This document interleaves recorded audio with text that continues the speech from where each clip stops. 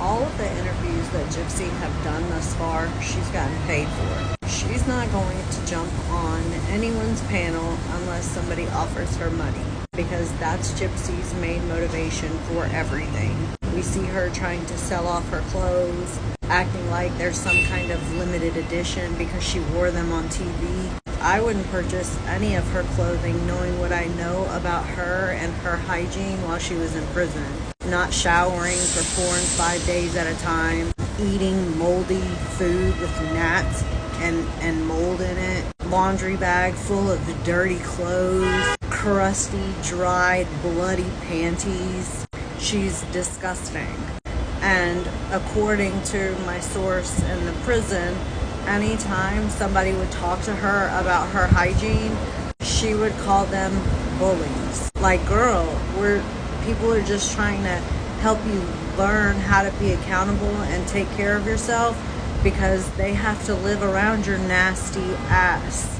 And when you're in a room with, I don't know how many other women were in the room, and one person or two people are not keeping up with their own personal hygiene, it can get a little raunchy really quickly, I'm sure. All that baby stuff that she's trying to sell, Ken literally told her, we don't need 2 of everything, but yet she wanted to buy 2 of everything because she's lazy and she didn't want to have to carry items from one home to the other. And now she's got 2 of everything and she's trying to get rid of it all. For what? I don't know. Maybe their habit. She is a con artist, and in all of her emails you can tell that everything that she did was money motivated, actually motivated, revenge motivated.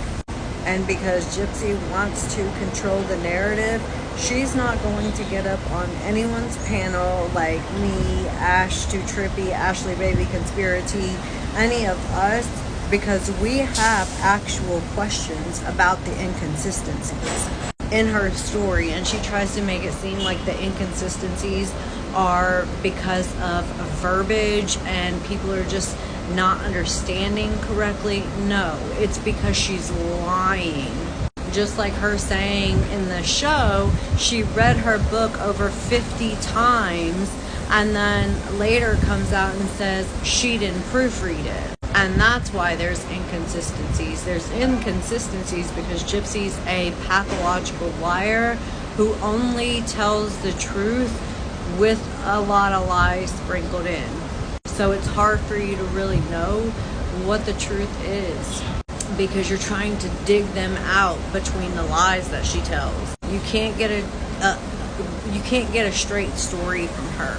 And you haven't been able to get a straight story from her since the very first interview that she did, which was Mommy D&D, where she specifically said, I haven't even been honest with my attorneys. And did you hear Bree try to say and make up some excuse about her saying that she hadn't even been honest with her attorneys? Yeah, that's all they do. They make excuses for everything that she says to try to gaslight us into believing that she's a good person. That she's a good person, that she's an honest person, and that she's evolved, she's matured, she's changed. And if any of those things were actually true, we'd be able to see those changes in her. She wouldn't have to keep telling us. It would just be obvious that she's changed. And from the outside looking in, it's quite obvious that she has not changed at all. In fact, she's gotten worse. In my opinion, she's gotten more arrogant, she's gotten more narcissistic, she's gotten more entitled. She continues to feel like everyone who is trying to hold her accountable for her actions is a bully. Being held accountable seems like it is something new for Gypsy. She does not know how to be held accountable, which is why she thinks that everyone who is trying to hold her accountable is either bullying her or hating on her. She doesn't recognize that it's her own behaviors that are inconsistent, that are the reason why people doubt what she says. And then she acts like we're just supposed to not say anything about it, right? She's on TV. She's putting her life out there. She's, you know, doing life after lockup. She's in documentaries. She's sending TMZ articles. And we're not supposed to say anything about her behavior, right? We're not supposed to say anything. She's allowed to do all of those things, put herself out there, and expect to only get positive feedback. And that's just not the way it works. If you only want positive feedback, then online world is not for you, because there's not always going to be online good feedback when you're online. And it's weird because you see more videos of people talking about Gypsy's negative behaviors rather than you do people who actually support her. And there's a reason for that. Either people who support her don't want to publicly admit that they support her, or there are just more people who believe she's full of shit than actually do support her, and that number, 9.5 million followers, is bogus. Gypsy thought that she was going to have this huge following, be TikTok famous, and, you know, it was going to mean something. And it does mean something. It means that you have a lot of eyes on you that are watching your every move and that are going to have criticism if they feel like what you're doing is problematic. And a lot of her behavior patterns are problematic. Just like her getting online and acting like that when she got off parole, that was her first time drinking, when Ryan said it wasn't, and that she was drinking prior to that. Like, we all knew that she was prior to anyway. These emails coming out show what Gypsy's true character is behind the scenes, not the public one that she's trying to pretend, you know, that she's just this good, sweet, meek little girl.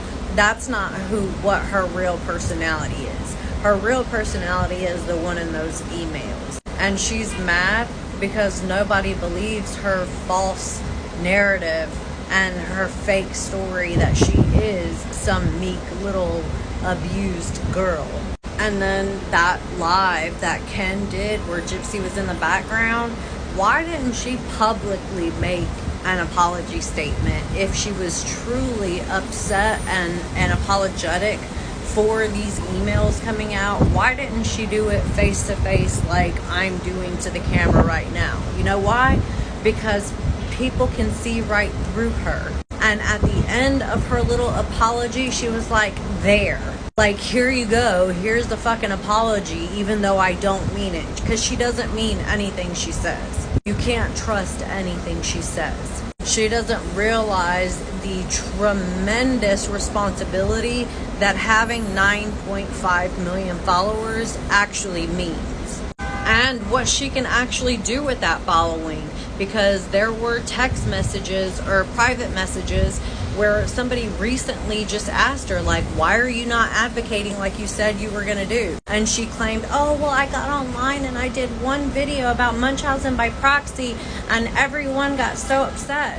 If it was truly something that she wanted to do, people getting upset would not stop her from actually doing it. Because you would continue to do what you had to do in order to advocate for the things that are important to you, regardless of the negative feedback that you get. You would push through that negative feedback because the message is more important than that. But she's a grifter. How many things has she gone through since she's gotten out to try to advocate or like associate herself with in order to try to come up or make something out of it? Advocacy, hair, fitness, literally every little niche that you can do, makeup. She was trying to do it all. Why? Because she's just throwing things at the wall, just trying to see what sticks, and nothing has stuck because she's not authentically herself. She's fucking fake.